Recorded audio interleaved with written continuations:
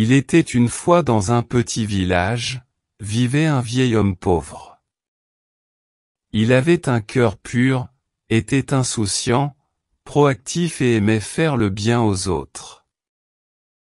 Un jour, une sécheresse a frappé ce village et ses habitants ont été gravement touchés.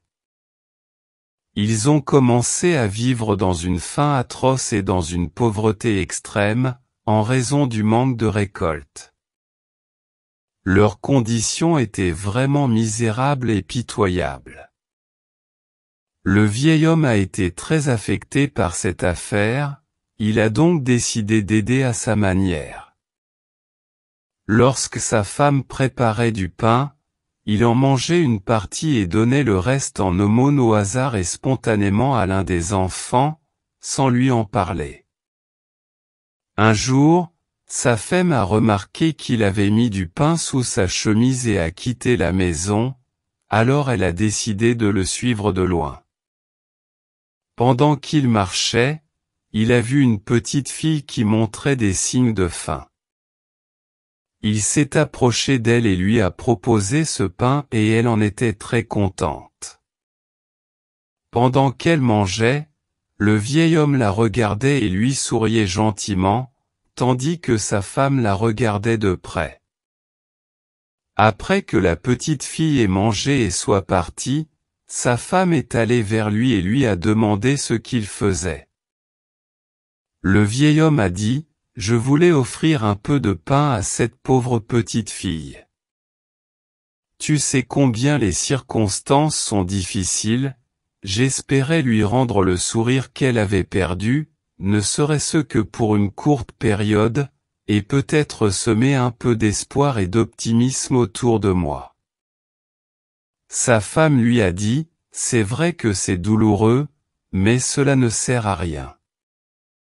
Le village est plein d'enfants qui ont désespérément besoin de nourriture, et tu ne pourras rien faire. » Après avoir entendu ces mots, le vieil homme a regardé sa femme avec regret, puis lui a dit: « Tu as tort ma chérie, grâce à ce simple acte, peut-être que cet enfant pourra être satisfaite et passer ensuite sa journée avec bonheur et énergie, oubliant sa faim, et plein d'optimisme et d'espoir. » Peu importe la difficulté des circonstances, nous ne devons pas mépriser les bonnes actions, quelle que soit leur ampleur, car si chacun de nous essaie de semer un peu de bonté autour de lui, la bonté se répandra parmi les gens et de vastes champs de bénédiction se développeront, des liens et les relations seront renforcés et la paix et l'espoir se répandront largement.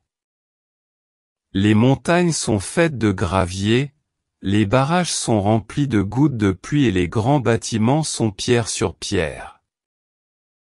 Rappelle-toi toujours que la recherche de la bienveillance et le bien, que ce soit par l'action ou par la parole, viennent toujours d'une âme bonne et d'un cœur pur.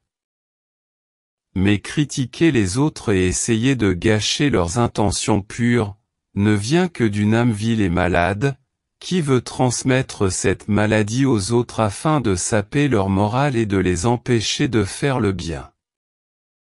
Les chemins qui mènent au bien sont nombreux, et les portes de la piété sont larges, nous ne devrions donc en mépriser aucun. Alors mes chers amis, soyons miséricordieux envers nos proches et les gens qui nous entourent, car le monde ne dure pas éternellement.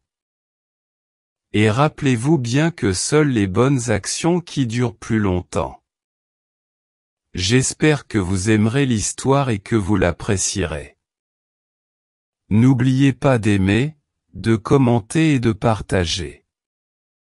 Merci à vous, à très bientôt.